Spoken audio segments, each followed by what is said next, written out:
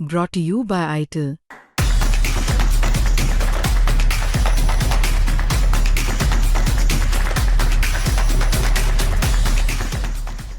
हरीश 13 सालों से death bed पर था और कल सुप्रीम कोर्ट का ऐतिहासिक फैसला है जिसमें हमने देखा किस तरह से सुप्रीम कोर्ट ने उनके पिता की याचिका को मंजूर कर लिया, जिसमें उनके पिता ने दरख्वास्त की थी कोर्ट से कि इस मामले में इच्छा मृत्यु की जो उनकी याचिका है उसको मंजूर किया जाए, और इसको कोर्ट ने मान लिया।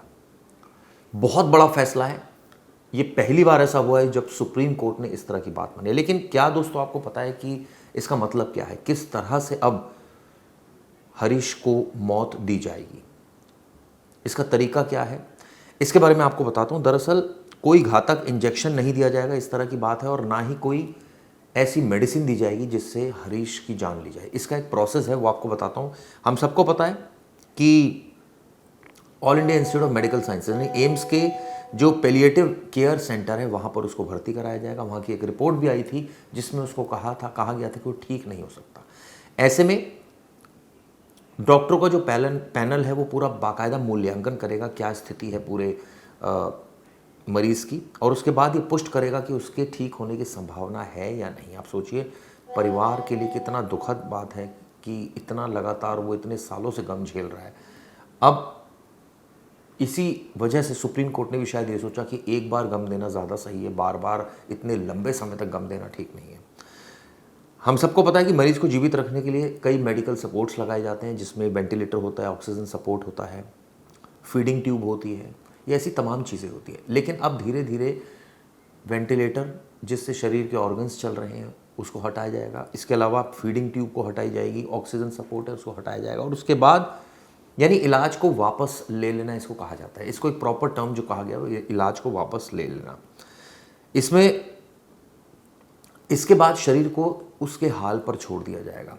ऑब्वियसली ऐसे में शरीर में कुछ दर्द या उसके जो साइड इफ़ेक्ट शुरू होंगे तो उनके लिए मेडिसिन दी जाएगी बाकायदा उन दर्द को कम करने के लिए, यानी अंतिम समय में कम से कम पीड़ा हो इसका ध्यान रखा जाएगा, और इस तरह से मौत जो है वो आ जाएगी। अब ये देखना होगा कि वो कितने दिनों में मौत आती है। कई बार ऐसा होता है कि कुछ घंटे लगते हैं, कुछ दिन लगते हैं, कई बार होता है कि काफ़ी वक्त लगता है, और जब तक डॉक्टर्स मेडिकली किसी को डेथ डिक्लेयर नहीं कर देते तब तक एक तरह से कहा जाए कि पूरे प्रोसेस को अडॉप्ट किया जाएगा और तब तक प्रोसेस ख़त्म नहीं होगा। ये दरअसल इसलिए मैंने आपको बताया क्योंकि ये एक बहुत बड़ा मामला है हरीश राणा का, यानी गाज़ियाबाद का, जो 13 साल पहले 4th फ्लोर से गिर जाता है और उसके बाद उसको वो कोमा में चला जाता है। उसकी हालत को ठीक करने के लिए उसके पेरेंट्स ने, उसके माता पिता ने खूब खर्चा किया, सरकारी अस्पतालों में भी गए, उनको एड भी मिली, लेकिन फाइनली वो ठीक नहीं हो पाया। और अब स्थिति यह है कि उसको बेड सोल्स हो गए क्योंकि बेड पर रहता है। इसके अलावा उसको बहुत ही माँ बाप का बेहद दर्द है किस तरह से उसको फीड किया जाता है। आप सोचिए फूड पाइप लगा हुआ है, ऑक्सीजन के लिए बाकायदा अलग यंत्र लगा हुआ है, यानी कि एक तरह से कृत्रिम तरीके से वो जी रहा था। इसी वजह से पेरेंट्स बहुत परेशान थे और उनका ये कहना था कि इस मामले में न्याय मिलना चाहिए। इस मामले में उन्होंने सुप्रीम कोर्ट से कहा कि प्लीज़ इसको मुक्ति दे दो, और कई बार दलील हुई, कई बार इस पर साइटेशंस लगाई गई, और आखिरकार कोर्ट ने ऐतिहासिक फैसला सुनाया जिसमें कोर्ट ने कहा कि ठीक है, हम आपकी बात मानते हैं कि चिंता जो है, साथ में ये भी लिखा कि चिता जो है वो एक बार जलती है, आप सोचिए, लेकिन चिंता इंसान को रोज़ाना जला रही है। तो ये ठीक वैसा ही मामला लगा जिसमें चिंता ने रोज़ाना चलाया। अब आप सोचिए इस तरह का उपचार, दरअसल हम भारत में अगर बात करें तो दो तरह से पैसिव एनास्थीसिया और एक्टिव एनास्थीसिया ये कहा जाता है। इस तरह से यानी इलाज हटाना जो हमारे यहाँ प्रचलन में है, जिसको जो हम कानूनन हम कर सकते हैं, और एक है घातक इंजेक्शन देकर मृत्यु करना या फिर कोई ऐसी मेडिसिन दे देना जिससे डेथ हो जाए। इसको भारत में अवैध बताया गया, हालांकि कई ऐसे देश हैं जहाँ पर ये वैध भी है। अब सवाल ये उठता है कि जब ये सारी चीज़ें हो जाएंगी तो ये किस दिन ये प्रक्रिया शुरू होगी, कब डेथ होगी, कब डिक्लेयर होगा, क्योंकि 4 हफ्तों के अंदर रिपोर्ट देनी है सुप्रीम कोर्ट को। तो ये माना जा सकता है कि एम्स के जो मैंने आपको बताया शुरुआत में जो सेंटर है, यानी पैलिएटिव सेंटर जो है, वहाँ पर रखा जाएगा पेशेंट को, और वहाँ पर इस तरह से इलाज घटाने की प्रक्रिया शुरू होगी। क्योंकि हमने देखा वो घर पर था काफ़ी वक्त तक हरीश, और वो बहुत परेशानी में उसका परिवार है, और इसी वजह से उसने दरख्वास्त लगाई थी। जाते जाते आपको ये बताना चाहूँगा क्या कहना है उनके पिता का और क्या कहना है वकील का। हमारी जो मैडम थी उनके मन में संकल्प उठा आज से 4 साल पहले कि आप प्रधानमंत्री को कहो या राष्ट्रपति को कहो। मैंने कहा भाई ऐसे हो नहीं सकता है, परंतु चलो जैसे भी हमने फिर अपने जो भी है हमारी, मैं एक संस्था से जुड़ा हुआ ब्रह्मा कुमारी से, दीदी को बताया, दीदी ने एक वकील को भेजा, मनीष जैन उनका नाम है। तो हाई कोर्ट तक गए, परंतु वो गलत, चलो जो भी था अच्छा हुआ। उसके बाद हम सुप्रीम कोर्ट में किया, सुप्रीम कोर्ट से भी हम सरकारी न्यायाधीशों का, सर्वोच्च अदालत के जो भी न्यायाधीश रहे उनका हम कोटि कोटि धन्यवाद करते हैं। उन्होंने स्टेट गवर्नमेंट को अच्छे ऑर्डर दिए, परंतु ऑर्डर आदेश तो पारित सर्वोच्च न्यायालय से हो जाते हैं, परंतु जब व्यवहारिक रूप में आते हैं तो उन आदेशों का पालन ठीक ढंग से नहीं किया जाता है। चलो जो भी है, हम धन्यवाद करते हैं उन अभिवक्ताओं का भी, उन मुख्य चिकित्सकों का भी, उप चिकित्सकों का भी सहयोग मिला हमें, परंतु हम सेटिस्फाइड। हम दोनों बूढ़े हो रहे हैं, 63 साल मेरी उम्र हो रही है, अब 60 के लगभग उसकी हो रही है। न्यायाधीश ने तो बोर्ड बिठाए, यहाँ के सीएमओ आए, गाजियाबाद के आए, नोएडा के आए, मेरठ के आए, परंतु हमने बोले नहीं जी एम्स का बोर्ड बिठाओ। उन्होंने हमारे लिए एम्स का भी बोर्ड, एम्स की रिपोर्ट ली, एम्स में लड़के को ले जाया गया, उन्होंने चेक किया, उसके बाद उन्होंने ब्रेन डेड उसका डिक्लेयर किया। उसके बाद हमें 13 जनवरी को न्यायाधीश ने अपने सामने हमें बुलाया, तो गोपनीय मीटिंग हुई हमारी। बहुत अच्छे न्यायाधीश हैं, मैं कहता हूँ ये मुख्य न्यायाधीश बने, अभी बन जाएंगे और जिस हिसाब से, क्योंकि ये मेरा अपने लड़के का मामला नहीं है। ऐसे इस भारत देश में पता नहीं कितने लड़के पड़े हैं।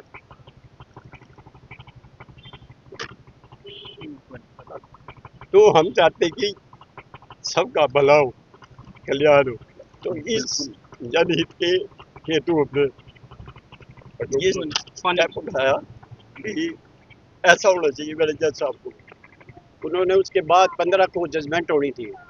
उसके बाद ये रूल जो इंडिया में आज लागू हुआ, ये 7 देशों में भी लागू है, जो आज ये लागू है, परंतु कितने लोगों का इसके द्वारा भला होगा। मैं एक पिता होने के नाते, आप भी बच्चों के पिता होंगे, कितना दुख होता होगा। तो दुख तो हर माता पिता बिल्कुल, ये को क्षति इसकी कोई पूर्ति नहीं ठीक कर है। पाएगा, लेकिन हाँ, अपने तो औरों के लिए भी एक अब अच्छा। जो ये काम किया है, अब देखो बेटा छोटा आएगा जो सेवा करता है, सुबह 5 बजे 4:30 बजे उठता है, वो उसकी फिजियोथेरेपी करते हैं, हम अपने आप करते हैं। हालांकि चीफ ऑफ जस्टिस चंद्रचूड़ ने तो हमें फिजियोथेरेपी भी अलाउड किया था, नर्स भी अलाउड की थी, परंतु यहाँ मैंने बोला ना भी व्यावहारिक तरीके में से 15 दिन फिजियोथेरेपी आया, नर्स तो चलो हमने मना किया, कहाँ इतना छोटा मकान है, बड़ा मकान तो है नहीं, तो हमें सुविधाएं दी, इसके लिए हम कोटि कोटि धन्यवाद करते हैं। सर्वप्रथम तो हम परमात्मा का धन्यवाद करते हैं, जिन्होंने दिशा निर्देश जज साहब को, जो न्यायाधीश थे अच्छे बैठे थे, वो भी परमात्मा की कृपा होगी और उनके मुखारबिंद से आज ये जो जजमेंट हम चाह रहे थे हमारी इच्छा अनुसार हो गई। मैं आप लोगों से वैसे मिलना नहीं चाहता था, लेकिन ये भी प्रभु की कृपा है, आप लोगों को देखना होगा। अगर किसी को प्यास लगी है तो मैं पानी लाया हूँ, पानी पी सकते हो। ये भी मंशा थी आपकी कि आप हरीश के धन्यवाद, परंतु एक बात याद रखना, जो यूरोथेसिया जो भी पत्रकार यूज कर रहे हैं, मैं आपको अब शब्दों से बोल रहा हूँ कि आपको अगर पता नहीं है तो पूछ लो। यूरोथेसिया का मतलब होता है इंजेक्शन दे के किसी को मारना, जैसे किसी को कुत्ते ने काट लिया और पागल हो गया फिर उसको इंजेक्शन लगा देते हैं। इसकी सिर्फ फूड पाइपें जैसे आम हो, जब महात्मा गांधी ने अनशन लिया था तो 21 दिन वो भूखे रहे थे, परंतु इसकी सिर्फ फूड पाइप हम हटाएंगे और फूड पाइप के बाद अनुभवी चिकित्सकों की देख रेख में इसको एम्स में रखा जाएगा और धीरे धीरे पानी देते रहेंगे और इसकी फिर जो भी पार्थिव शरीर होगा हम इसको बड़े सम्मान और गौरव से बुलाएंगे। हमें खुशी भी है, खुशी इस बात की है कि चलो इस भारत देश में पता नहीं, हर स्टेट में पता नहीं कितने ऐसे लोग हैं, उनका भला होगा। दुख इस बात है कि सिविल इंजीनियरिंग कर रहा था और टॉपर था चंडीगढ़ यूनिवर्सिटी का, 2 कंपटीशन जीत चुका था और तीसरा इसने पंजाब यूनिवर्सिटी में जीतना था। 20 अगस्त 2013 की घटना, मंगलवार था, राखी थी, इसने मैसेज भी भेजे। तो हमें फ़ोन आया कि ये गिरा है। हम जब रात को 3 बजे पीजीआई ट्रामा सेंटर पहुंचे तो इसके सिर में चोटें थी, यहाँ उंगलियों के निशान थे, पैर के तलवे नीले थे, परंतु जैसे तैसे यूनिवर्सिटी किसी सीबीआई वाले ने बताया कि ये प्रकाश सिंह बादल की, या प्रकाश सिंह बादल की उसमें सरकार थी। चलो जो भी हुआ होना होगा, वो ऐसे ही शायद हमारे कर्मों में लिखा था, सेवा लिखी थी, हम सेवा कर रहे हैं। और आज भी मैंने मैसेज ये भेजा था अपनी को कि परमात्मा की कृपा से हम सेवा कर रहे हैं और करेंगे और करते रहेंगे, क्योंकि हमारा तो बच्चा है। हम गलत, हालांकि हमारी एएसजी साहब यहाँ आई 2-3 बार उनकी मीटिंग हुई हमारी ऑनलाइन, घर पे न तो फोन आता, उन्होंने अपने आप देखा। मैं कहा अपने आपकी अंतरात्मा जो आपको इजाज़त दे वो आप स्टेटमेंट कोर्ट में दे सकते हैं। ठीक है। देखिए, आज हरीश राणा के केस में लव, मेडिसिन और मर्सी के बीच में एक जो डायलेमा था उसको क्लियर कर दिया, और राइट टू लाइफ के साथ राइट टू डाई का भी एक फ्लरिश कर दिया है, एक कॉन्सेप्ट पूरे देश के लिए। और हरीश राणा के माता पिता ने 13 साल उसकी सेवा की, लेकिन कोई रिकवरी नहीं थी फर्स्ट सेकंड बोर्ड की बाद भी। तो लगभग 82-84 दिन के बाद जजमेंट आया है, रिजर्व हो गया था, और उसमें मेडिकल बोर्ड को, मतलब एम्स को कहा गया है सुप्रीम कोर्ट के थ्रू कि आप इसको बच्चे को लेके जाइए और उसके जितने भी इक्विपमेंट्स उसके शरीर में लगे वो सब निकाल दीजिए, और उसके बाद जब तक वो जी सकता है जिएगा, प्राकृतिक अवस्था में उसमें छोड़ दिया गया है। और एक बहुत अच्छी नज़ीर पूरे देश के लिए बनाई गई कि पूरे देश में जितने भी गवर्नमेंट हॉस्पिटल हैं उन सबके सीएमओ को गाइडलाइन जारी कर दी गई है कि आप ऐसे पैलेटिव केयर के जो पेशेंट्स हैं उनका ध्यान रखेंगे, उनके केयर अगर नहीं हो पाती है, ढंग से वो रिकवर नहीं हो पाता है, तो उसके लिए मेडिकल बोर्ड कॉन्स्टिट्यूट करेंगे और उसकी रिपोर्ट समय समय पर मंत्रालयों को देते रहेंगे। और आज के केस में भी अगले 30 दिन का टाइम दिया गया है, पूरे देश में क्या इसके ऊपर काम हुआ है और क्या काम होना बाकी है वो सारा बताया जाएगा। और साथ ही यूनियन ऑफ इंडिया को भी ये रिक्वेस्ट की गई है कि इस मुद्दे पे कोई कानून बनाया जाए जिससे माता पिता को, ऐसे पेशेंट को कुछ रिलीफ मिल सके। ये पहली बार इम्प्लीमेंट हुआ अरुणा शान बाग में। इसके बारे में डिस्कशन हुआ था, लेकिन 2018 का कॉमन कॉज में बहुत सारी गाइडलाइन बनाई गई थी, तो एक तरह से ये आज पहली बार इम्प्लीमेंटेशन होगा कॉमन कॉज की गाइडलाइंस का 2018 की। और जैसा आपने शुरू किया था शेक्सपियर और हेनरी साहब से कि डू एंड डाई का जो डायलेमा होता है, क्या करे और क्या ना करे, लेकिन आज कोर्ट ने संविधान को, सारे चीजों को देखते हुए हरीश राणा को मुक्ति का एक मार्ग दिखा दिया है। सर,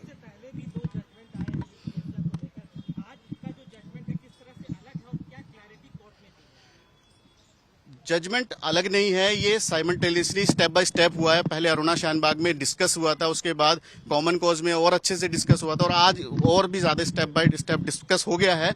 और ऐसे पेशेंट जिनकी रिकवरी का कोई स्कोप ना हो, उनको इतने लंबे टाइम तक नहीं रखा जाना चाहिए, उसके ऊपर मेडिकल बोर्ड बनना चाहिए, उसकी रिपोर्ट आनी चाहिए और अकॉर्डिंगली उस पे मेडिकल बोर्ड को, डॉक्टर्स को अपनी ओपिनियन देके उसके साथ न्याय करना चाहिए। सर, हरीश राणा की बता दीजिए कि क्या स्थिति थी, कैसे थे, कब से हुआ, मामला क्या था पूरा? नॉर्मली 21 साल की एज में वो बीटेक पढ़ने के लिए पंजाब यूनिवर्सिटी गया था, चंडीगढ़ में था, वहां से 4th फ्लोर पे, फर्स्ट ईयर में ही 4th फ्लोर पे से वो गिरा दिया गया।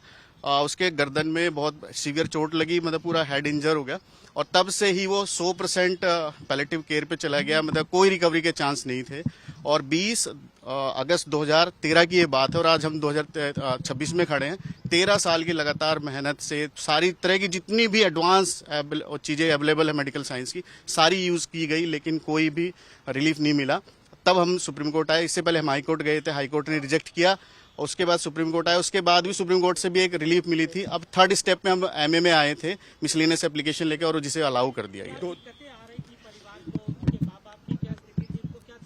देखिए, सबसे ज्यादा होती है अपने बच्चों के लिए माँ बाप को कि उसकी केयर हो जाए। मेडिकली वो नहीं सेटल हो पा रहा था, ना ही रिकवरी हो रही थी। 13 साल से सिर्फ सेवा सेवा सेवा और कुछ भी नहीं, कोई सिंगल रिएक्शन नहीं। और एक माता पिता के लिए सामने उसका बच्चा जिंदा लाश बनकर है, उससे बड़ी विपदा कुछ नहीं हो सकती एक माँ बाप के लिए। तो कोर्ट ने परिवार वालों की बड़ी, हाँ, परिवार वालों की बहुत धैर्य की तारीफ करी, इतनी ज्यादा करी, और बनता भी है। इतना सेवा आज के टाइम में, इतनी सेवा करना, ये अपने आप में बहुत आउटस्टैंडिंग बात है, तो वो करी है, तो कोर्ट ने भी उसे अप्रिशिएट किया और पूरा देश अप्रिशिएट कर रहा है। Thank you.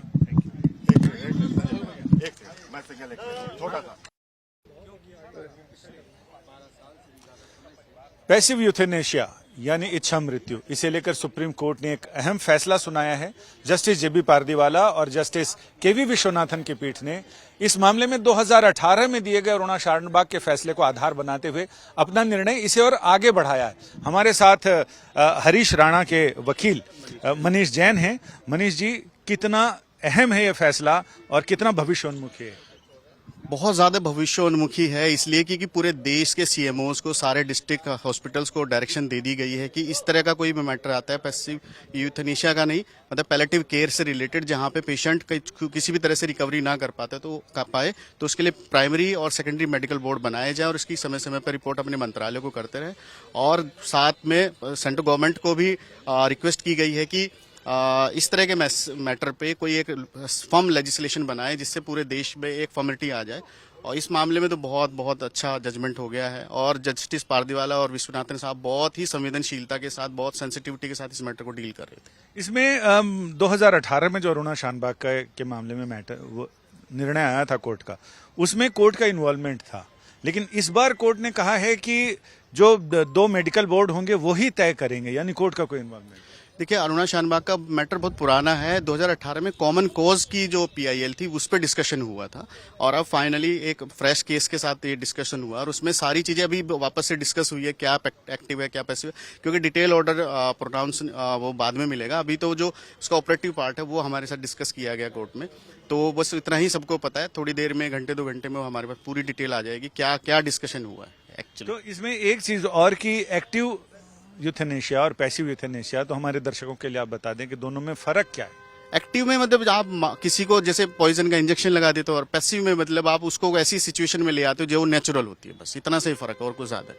21 साल का एक युवा अब 33 साल का हो गया है, लेकिन 12 साल से ज्यादा पहले जो घटना हुई थी जिसमें पंजाब टेक्निकल यूनिवर्सिटी में वो बीटेक करते हुए छत से गिर गया था, तब से अब तक की स्थिति क्या रही? माता पिता किन स्थितियों से गुजरे? आप तो वकील हैं। वो वकील भी हूँ, मैं उनके घर भी गया हूँ, मैं बच्चे से मिलके भी आया था, सारी चीजें मैंने देखी हैं। और जब मैं पहली बार देख आया था तो जैसे करुणा किसी के मन में जाग जाती है, ऐसी सिचुएशन मैंने देखा है वो। और एक उसमें मैंने बहुत अच्छी जो चीज नोट करी कि वो ना एक मेडिटेशन से, ब्रह्मकुमारी से जुड़े हुए हैं, तो वो हर चीज में ग्रेटिट्यूड देखते थे। हर बात में कोर्ट आए, मीडिया से मिले, मुझसे मिले, कुछ भी हुआ सब में ग्रेटिट्यूड, और उसी ग्रेटिट्यूड का परिणाम है कि आज ये बहुत अच्छा जजमेंट आ गया है। ऐसी स्थिति आ गई कि माता पिता को खुद ही कहना पड़ा कि वो देखिए खुद ही 52 साल के थे और सेवा करते करते वो बूढ़े हो गए, उनकी शक्लों से लगने लग गया कि बूढ़े हो गया। तो बूढ़े माँ बाप को डर हो जाता है कि हमारे बात कौन देखेगा, इसलिए अपने ही सामने उन्होंने ये कोशिश करी है। कोर्ट ने इस पूरे मामले को एक मतलब कहें तो कानूनी से ज्यादा इमोशनल, साहित्यिक टच भी दिया और ये बताया कि क्यों ये जजमेंट इतना महत्वपूर्ण है। तो होमर से शुरू किया, हेनरी से शुरू किया और फिर शेक्सपियर पे आए। फिर जस्टिस विश्वनाथन ने इसमें संस्कृत का एक श्लोक बताया कि चिंता जीवित को जलाती है, चिता मरे को जलाती है। तो क्योंकि जीवन बहुत पोएटिक है, जीवन ये कानून से बहुत ऊपर है, जीवन मेडिकल से बहुत ऊपर है। जीवन तो बस जीवन है और जीवन को किसी भी परिभाषा में आप सेट नहीं कर पाओगे, लेकिन हाँ उसके लिए बातें कर सकते हो। वही ऑनरेबल सुप्रीम कोर्ट ने भी करी है। आपका बहुत बहुत शुक्रिया। यानी सुप्रीम कोर्ट ने जब इस मामले में फैसला सुनाया तो जस्टिस पारदीवाला ने अपने निर्णय सुनाने की शुरुआत हेनरी से की, जिसमें उन्होंने कहा कि वो दार्शनिक जिन्होंने कहा कि जीवन ईश्वर देता है तो हमें उसे स्वीकार करना चाहिए, और साथ ही फिर शेक्सपियर को उद्धृत किया। उन्होंने कहा कि टू बी और नॉट टू बी, कि जीवन जिया जाए, क्या किया जाए, यानी जो एक जीवन की उहापोह है उसके बारे में बताया। और जब जस्टिस विश्वनाथन ने अपना निर्णय सुनाया तो उन्होंने ये कहा कि चिंता और चिता में एक बिंदु मात्र का फर्क है, लेकिन चिता निर्जीव को जलाती है और चिंता जीवन को जलाती है, यानी जीवित व्यक्ति को जलाती है। तो ये निर्णय अपने आप में ये बताता है कि जब जीने की आस बिल्कुल खत्म हो जाए तो जीवन जीने का अधिकार जो संविधान देता है, गरिमापूर्ण जीवन जीने का अधिकार, तो वही संविधान जिसकी व्याख्या सुप्रीम कोर्ट ने की और एक बार फिर ये कहा कि ये संविधान गरिमापूर्ण जीवन जीने का अधिकार देता है तो गरिमा से मृत्यु का अधिकार भी देता है, यानी मृत्यु भी हो तो गरिमा के साथ।